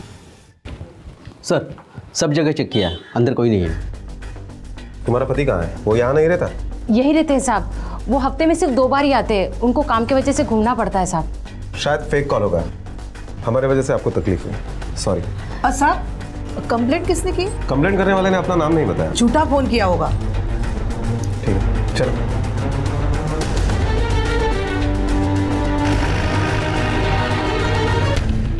अभी तसल्ली हुई तेरे को कि कोई लड़की नहीं है? सोच आई, अगर हंसा आंटी को मालूम होता कि ये फोन किया है तो कितना हंगामा करती। अभी चल इधर से। आई, तेरे को भी ऐसे ही लगता है कि मैं झूठ बोला? तेरे को भी मेरे पे भरोसा नहीं है? बेटा मैंने थोड़ी ना ऐसा कहा है मुझे भरोसा नहीं है, मुझे भरोसा है, लेकिन कुछ मिला भी तो नहीं ना। चल अभी पढ़ाई करने बैठ जा, नहीं तो बाबा बहुत चिल्लाएंगे। चल।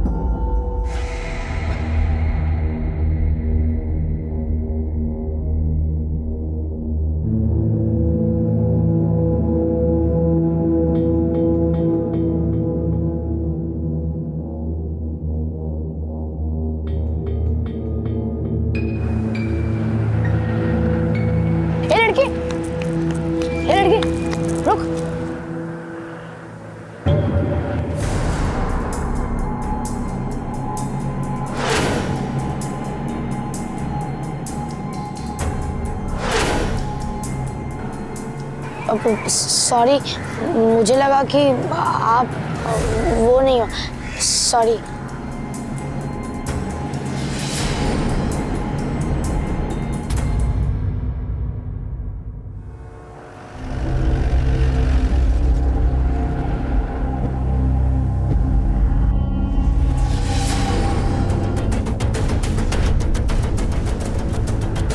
यहाँ रिक्शा के बाहर रास्ते पे बहुत खून पड़ा है और रिक्शा में मुश्किल से ही है। लड़की का ड्रेस आगे से खून से पूरा भरा है। मुझे लगता है ये लड़की यहीं कहीं खड़ी होगी और उसका गला काट दिया होगा। खून पूरी तरह बहने के बाद जब वो मर चुकी होगी तो उसकी लाश रिक्शा में डाली होगी। सर हमने रिक्शा ड्राइवर को कस्टडी में ले लिया है। नहीं, मुझे नहीं लगता रिक्शा वाले ने खून किया है, क्योंकि अगर उसने खून किया होता तो लाश अपने रिक्शा में नहीं छुपाता, कहीं और डाल देता। सर यहाँ पर काफ़ी सारी रिक्शाएं पार्क होती है और ये रिक्शा ड्राइवर पास के पार्क में ही सोते हैं। इसका मतलब खून किसी और ने किया है और लाश यहाँ रिक्शा में छुपाई है। इलाके के सारे रिक्शा वालों के फ़ोन नंबर ले लो और पूछताछ करो। किसी पे जरा सा भी शक हो गया उसे उठा लो। लड़की के बारे में कुछ पता चला, मतलब उसका नाम, कहाँ की है वगैरह? नहीं सर, लड़की के पास कोई आईडी प्रूफ नहीं मिला, ना ही कोई पर्स, मोबाइल, कुछ भी नहीं। इसका फोटो सब पुलिस स्टेशन को भेज दो और ये भी देख लेना कहीं कोई मिसिंग कंप्लेंट आई है या नहीं। Okay sir. कौन थी ये लड़की और कौन थी वो लड़की जो संदूक में बंद थी? क्या इन दोनों का आपस में कोई संबंध था? और गुप्ते का इस लड़की से क्या लेना देना था? किसने खून किया था इस लड़की का और क्यों?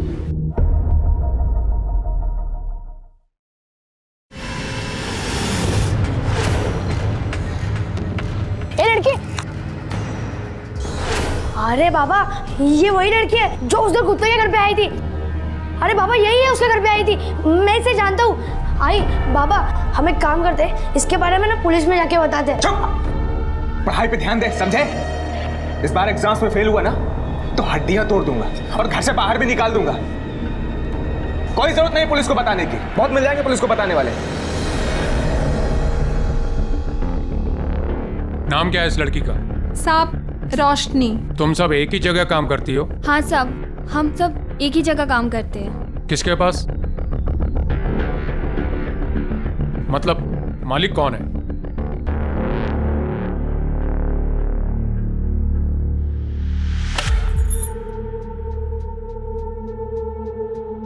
सुमन अक्का नाम है मेरा, उसी नाम से सब बुलाते हैं। ये रोशनी तुम्हारे लिए काम करती थी ना? हाँ साहब, बहुत अच्छी लड़की थी, कभी शानपत्ती नहीं की उसने मेरे साथ, और पैसा भी बहुत कमाती थी। लेकिन मेरी बदकिस्मती, मेरे पे कौन सा भूत आया, मैंने बेच दी उसको। क्या बेच दिया? हाँ। किसको, कब बेचा? यही 4 दिन पहले। तो उसको आशिक आता था ना, उसी को। किसको तुमने बेचा? उसका नाम, एड्रेस, फोन नंबर है तुम्हारे पास? हाँ साहब, देती हूँ ना। रणधीर शर्मा, रोशनी को क्यों मारा तुमने? सर मैं उसे क्यों मारूंगा, मैं प्यार करता था उससे। सर उसने एक बार बोला कि उसे वहां नहीं रहना, मैं निकाल लाया उसको वहां से। जहां से तू उसे निकाल लाया वहां से लड़की निकालना आसान बात नहीं है। सर अक्का को पैसे दिए थे मैंने, तब जाकर उसने रोशनी को मेरे साथ जाने दिया। मतलब तूने उसे खरीद लिया था? सर आप ऐसे कह सकते हैं, पर मेरे लिए रोशनी की आज़ादी की कीमत थी वो। ये फिल्मी डायलॉग मुझ पे मत मार। कितने पैसे दिए थे? 3 लाख रुपए। जिस दिन फर्स्ट टाइम मैं उसे घर लेकर आया। आओ रोशनी, आज से ये हमारा घर है, अब से हम यहीं रहेंगे। थैंक यू रणबीर, आपने मेरे लिए इतना कुछ किया है, ये घर, ये जिंदगी। लेकिन अगर मैं आपसे एक चीज और मांगू तो क्या आप देंगे?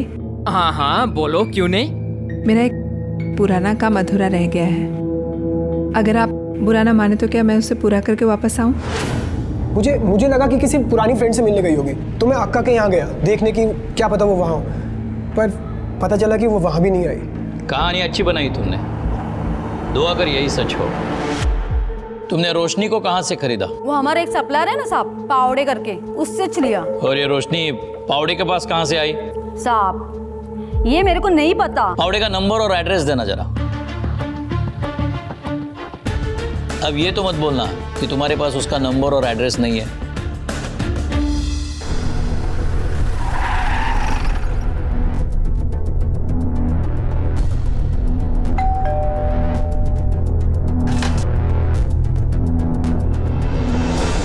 दत्ता पावड़े को बुलाइए। साहब उनको कैसे बुलाऊं, उनका तो 6 महीने पहले ही निधन हो गया है। क्या? आई काय झालं, कौन है? क्या हुआ? ये कौन है? मेरा छोकरा रोहन। नमस्कार। दत्ता पावड़े काम क्या करते थे? उनका इंपोर्ट एक्सपोर्ट का बिजनेस था। Import export? तुम लोग तो उसकी दोस्त थी ना, तुम्हें तो उसने बताया होगा यहाँ आने से पहले वो कहाँ थी। हाँ साहब, दोस्त तो थी, मगर इसके पहले वो किधर रहती थी, क्या करती थी, किसी को कुछ नहीं पता साहब। लेकिन हाँ साहब, एक बात, उसको अंधेरे से बहुत डर लगता था। वो हमेशा रात को भी खोली की लाइट ऑन करके सोती थी। हाँ साहब। और साहब, एक बार वो बोली थी कि उन लोगों ने उसको संदूक पे काफ़ी दिनों तक बंद रखा था। रोशनी के केस में पुलिस की छानबीन उल्टी चल रही थी। मर्डर से पहले वो रणधीर के पास और उससे पहले वो सुमन अक्का के पास थी। पर पावड़े की मौत ने इस तहकीकात की कड़ी पर रोक लगा दी, क्योंकि वही बता सकता था कि सुमन अक्का के पहले वो कहां थी और वो कौन शख्स हो सकते थे जिनका ताल्लुक रोशनी के मर्डर से हो सकता था। रोशनी अंधेरे से डरती थी, उसे भी संदूक में रखा गया था, और जिसे हर्षद ने देखा था उसके साथ भी इसी तरह से अत्याचार हो रहा था। फिर रोशनी को गुप्ते के घर से निकलते हुए भी देखा गया, लेकिन रोशनी और वो लड़की दोनों अलग थी। जिसमें से रोशनी का खून हो चुका है, तो फिर वो दूसरी लड़की कहाँ, उसका क्या हुआ? जादव, रोशनी की मौत 30 तारीख को 1 से 3 बजे के बीच में हुई है। उसके बॉडी में अल्कोहल पाया गया है, इसका मतलब उसने शराब पी थी। घाव उसके गले पर है, जिसकी वजह से उसकी मौत हुई है। रिपोर्ट के मुताबिक हथियार एक नोकीला धारदार चाकू जैसा है, करीबन 2 इंच का। 2 इंच? यानी सर कोई ब्लेड जैसी चीज होगी। लेकिन सर ऐसी चीज तो लोग सुसाइड आइटम में यूज करते हैं, कोई मर्डर कैसे कर सकता है? हो सकता है ये रिपोर्ट में कुछ गलती हुई होगी, फिर से पोस्टमार्टम करवाओ, जल्दी से जल्दी रिपोर्ट लाओ, कुछ गड़बड़ हुई होगी। Okay sir. सर, एक औरत और एक लड़का आया है, रोशनी केस के बारे में कुछ बताना चाहते हैं। मैंने उनको बाहर बिठाया है। बसा बसा।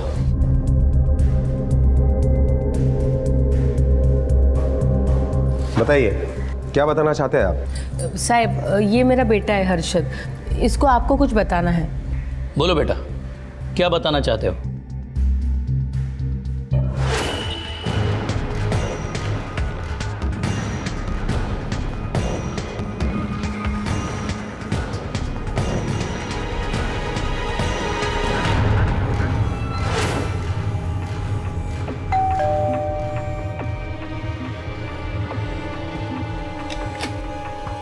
जी?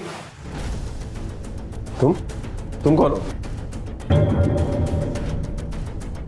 यहाँ पे तो 2 औरतें रहती है ना? जी, मेरा नाम परेश गुप्ते है, ये मेरा ही घर है। बोलिए। हमें इन्फॉर्मेशन मिली है कि आपने किसी लड़की को संदूक में कैद करके रखा है। क्या साहब, ऐसी जानवरों जैसी हरकत कोई कैसे कर सकता है? हमारे पास तुम्हारे घर का सर्च वारंट है, पता चल ही जाएगा। चलो।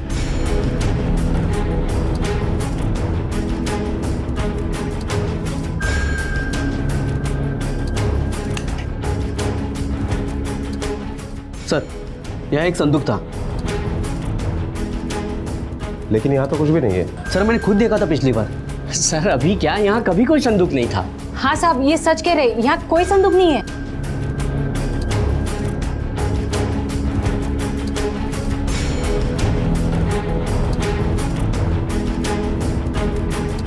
तुम्हारी माँ जी, वो कहाँ है? साहब, वो तो 4 धाम की यात्रा के लिए गए हैं। 4 धाम? जादव, ये बहुत ठग लोग हैं, आसानी से मुंह नहीं खोलेंगे। हमें यह साबित करना पड़ेगा कि ये रोशनी को जानते थे, तभी मुंह खोलेंगे। सर, रिका, मैंने इसके घर पर संदूक देखी थी।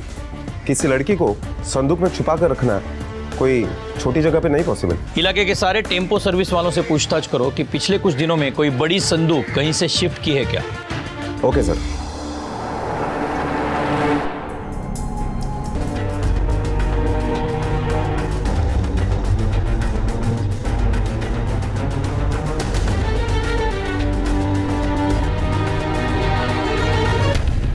सर, हमने सभी लोगों से पूछताछ की, लेकिन किसी ने भी कोई संदूक शिफ्ट नहीं किया है। सर, ये पोस्टमार्टम रिपोर्ट है।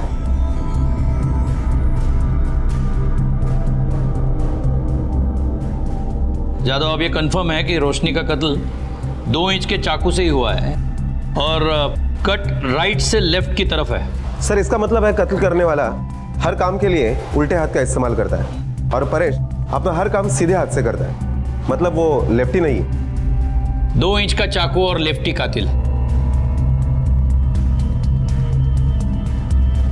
वो बच्चा है ना हर्षद, उसे पुलिस स्टेशन बुलाओ। Okay sir. हर्षद बेटा, ठीक से साफ साफ याद करके बताओ, उस दिन क्या हुआ था जब रोशनी को तूने परेश के घर से बाहर निकलते हुए देखा था? सर मैंने उसे सिर्फ एक बार नहीं 2 बार देखा था। 2 बार? मतलब? हाँ सर, पहली बार जब मैंने उसे गुप्ते के घर से निकलते हुए देखा तो मुझे लगा कि वो वही लड़की है जिसे मैंने छत पे देखा था, पर वो ये थी, वो नहीं। अच्छा, दूसरी बार जब देखा तो क्या हुआ था? दूसरी बार भी वो वहाँ आई थी, पर वो 3 नंबर की गली है ना, वही के किसी घर में वो चली गई। 3 नंबर की गली? कौन सा घर? अरे आई, वो अकड़ू सा आदमी है ना जिसके घर में मैंने बॉल मारी थी और वो चिल्लाने के लिए अपने घर पे आया था। कौन, पावड़े? हाँ, उसके बाद मैंने उसे फॉलो किया।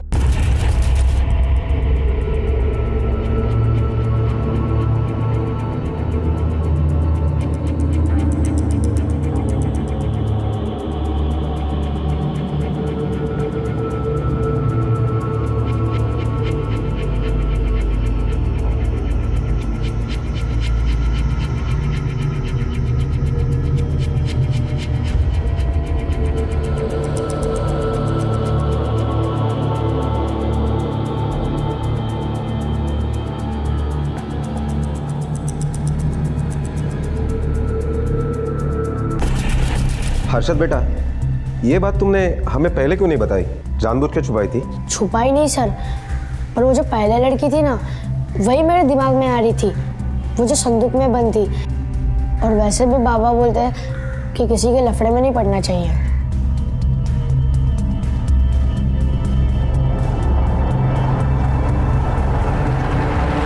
बेटा, तूने ये गले में क्या पहना है? ये फैशन है सर, स्कूल का हर एक बच्चा ऐसे कुछ भी पहन के घूमता रहता है। अच्छा, दिखाओ तो, हम भी तो देखें क्या फैशन चल रहा है आजकल।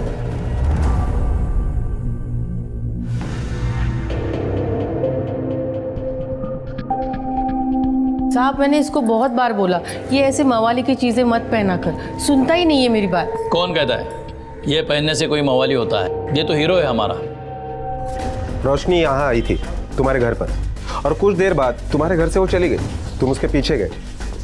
अब असलियत तुम हमें बताओगे या तुम्हें पुलिस स्टेशन लेके चलूं और खुद गूगलवाऊं? सर आपको किसी ने कुछ गलत बता दिया है।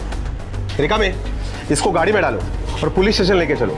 इसकी 4 झूठी बातें सुनकर अभी सच्ची बात का इंतजार नहीं कर सकते हम। नहीं सर। और से इतना मारो कि इसकी हड्डी का 1-1 इंच हम एक्सपोर्ट कर सके। सर ऐसा मत कीजिए सर। मैंने कुछ किया ही नहीं तो। साहब, इसके बाबा भी नहीं रहे, यही एक मेरा सहारा है साहब, इसको मत लेके जाओ साहब। अरे क्या पूछ रहे? जो विचारते थे बोलना, बोलना कहाँ है तू? रोशनी मेरे बाबा को ब्लैकमेल करती थी। ब्लैकमेल? क्यों? क्योंकि मेरे बाबा ने उसे बेचा था और इस काली करतूत के बारे में हमें कुछ नहीं पता था। इसी बात के लिए वो मेरे बाबा को ब्लैकमेल करती थी, वो सबको बता देती तो इस मोहल्ले में रहना हमारे लिए बहुत मुश्किल हो जाता साहब। इसीलिए उसका मुंह बंद रखने के लिए मैंने उसे पैसे दिए और उस दिन वो पैसे लेने के लिए यहाँ पे आई थी। और फिर तुम उसके पीछे गए उसे मारने के लिए? नहीं सर, मैं तो अपने काम से निकल गया था। तुम्हारे घर के सर्च वारंट है मेरे पास, जल्दी से इसके ऊपर साइन करो। सर पर मैंने कुछ किया ही नहीं है। साइन करो। कर दे बेटा।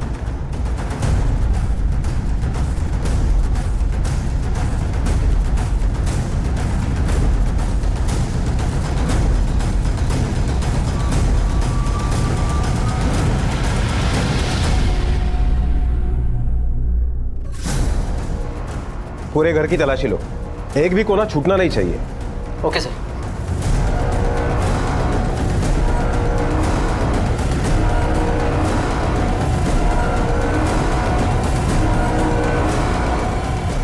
सर ऐसा कुछ नहीं मिला जिसमें डाउट हो।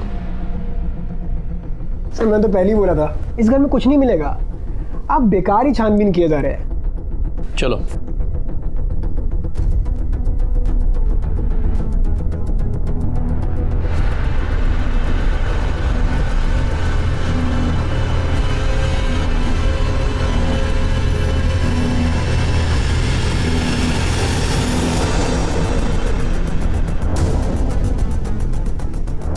ये गले में क्या है तेरे? लेटेस्ट फैशन है ना? अरे सर ये तो ऐसी आर्टिफिशियल चेन है, ये लॉकेट है। निकालो जरा, निकालो।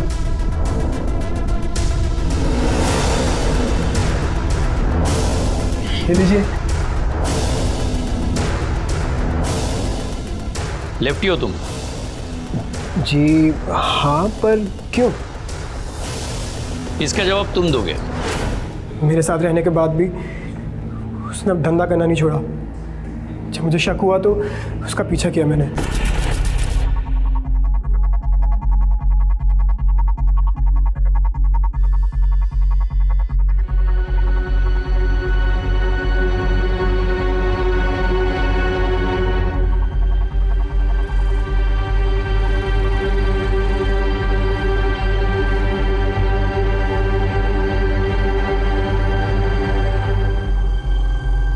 मैं ये देख के बर्दाश्त नहीं कर पाया सर।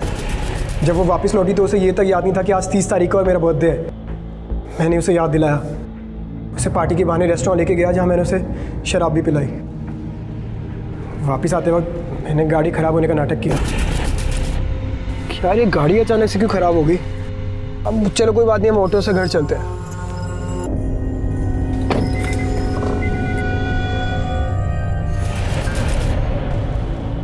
तुम लोगों का यही प्रॉब्लम है, हर चीज़ की जल्दी रहती है। जल्दी से प्यार किया, जल्दी शादी करना चाहते थे, जल्दी से उसे मार भी डाला बिना उसे पूछे कि सच क्या है और जाने। सच मतलब? वो बदला लेना चाहती थी उन लोगों से जिन्होंने उसकी ये हालत बना दी और उसे इस जगह पहुंचाया। हाँ, ये बात ज़रूर है कि उसका तरीका गलत था। वो उन लोगों को ब्लैकमेल कर रही थी, उसकी वजह उसे हमारे पास आना चाहिए था। रिका में ले जाओ उसको। एक और लड़की है जिसे हमें रोशनी बनने से बचाना है। जादव, गुप्ते ने जिस लड़की को कैद किया है उस तक हमें रोशनी बनने से पहले पहुंचना है।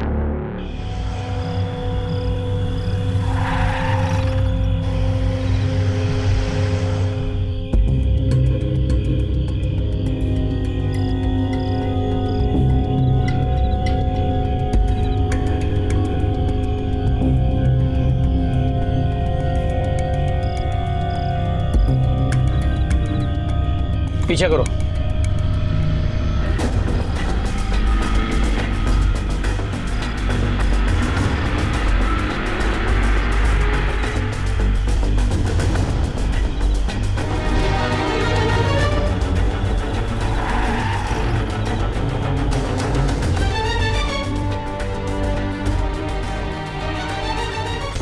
अरे कहाँ है तुम लोग? मुझे यहाँ बंद करके किधर गए थे तुम लोग? आई तेरे को क्या मालूम, हम लोगों को पुलिस उठाकर ले गई थी। क्या? वो तो अच्छा हुआ कि रोशनी का कातिल पकड़ा गया और पुलिस ने हम लोगों को छोड़ दिया। आई, जो होना था वो हो गया। महक किधर है? सब कुछ ठीक है ना? कुछ गड़बड़ तो नहीं है? क्या करना है ठीक होने से? 6 महीने हुए परिस के साथ सोती है, लेकिन अभी तक पेट से नहीं हुई। ऐसा लगता है पहले वाली जैसी ये भी वांझ निकली। अब क्या करें? अब कोई और लड़की देखनी पड़ेगी। रोशनी को तो पावड़े ले गया था, वो भी मर गया। अब इसे किसको दें? कौन है आप? क्या चाहिए? कुछ नहीं।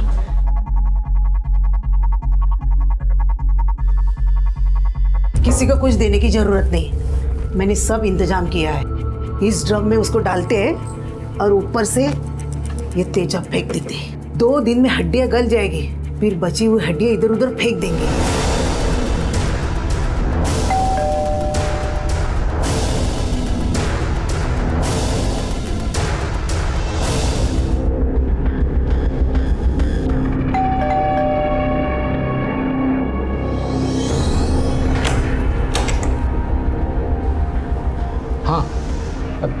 क्या काम है?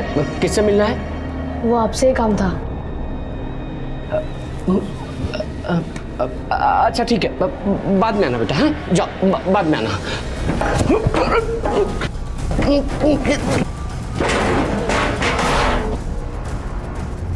अंदर और 2 लोग हैं, उनको भी पुलिस स्टेशन लेके चलो।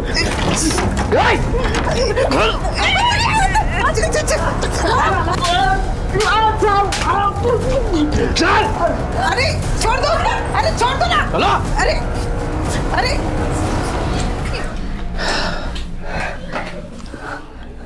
यही लड़की थी जिसको तुमने देखा था? हाँ सर, यही थी। शुक्रिया। प्लीज, हमने नहीं, इस बच्चे ने, हर्षद ने बचाया तुम्हें। साहब, बच्चा नहीं है हम लोगों को। उधर गांव में सब लोग बाप दादा की जायदाद बांट रहे थे। हम लोगों से बोले कि तुम लोग क्या करोगे इसका, औलाद तो है नहीं। साहब, इसलिए रोशनी को हम लोग लेके आए थे, पर वो भी कभी माँ नहीं बन पाई, इसलिए मजबूरन हमको उसको पावड़े को बेचना पड़ा साहब। अभी तो ऐसा लगता है साहब, भगवान की यही मर्जी है, मेरा वंश कभी आगे नहीं बढ़ पाएगा। काश भगवान की मर्जी तुम लोगों को पहले समझ आती, 2 लड़कियों की जिंदगी बर्बाद होने से बच जाती। वैसे भी और कोई उम्मीद नहीं है, क्योंकि जेल में वंश आगे नहीं बढ़ सकता।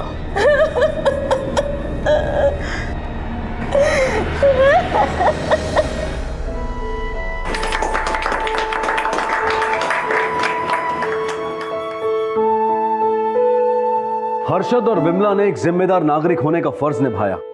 हर नागरिक को अपने अधिकारों के साथ साथ अपने कर्तव्यों को लेकर भी सजग होना चाहिए। इस जिम्मेदारी का एहसास किसी की जान बचा सकता है, जैसे कि हर्षद ने महक की जान बचाई। परेश, रेखा और हंसा गुप्ते को महक और रोशनी को बंधक बनाकर उन पर अत्याचार करने के लिए, और रणधीर, जिसके प्यार में विश्वास की कोई गुंजाइश नहीं थी, उसे रोशनी के कत्ल के लिए कड़ी सजा सुनाई गई है। आज का ये केस हमें ये सीख देता है कि हम सिर्फ अपने बारे में ही नहीं, बल्कि अपने आसपास के लोगों के बारे में भी सोचें, और अगर कुछ भी गलत होता हुआ देखें तो पहल करें उसे दूर करने की, उसे रोकने की। हो सकता है कि किसी को उसकी जिंदगी का तोहफा वापस मिल जाए, महक की तरह। अब मैं अनूप सोनी आपसे विदा लेता हूं, फिर मुलाकात होगी अगले एपिसोड में एक और चौंका देने वाले केस के साथ। तब तक अपना और अपने परिवार का ख्याल रखें और देखते रहें क्राइम पेट्रोल डायल 100। सबक एक को, सीख हम सबको। जय हिंद। क्राइम पेट्रोल के और भी दिलचस्प कहानी देखने के लिए हमारे चैनल को सब्सक्राइब करें और बेल आइकॉन दबाना न भूलें।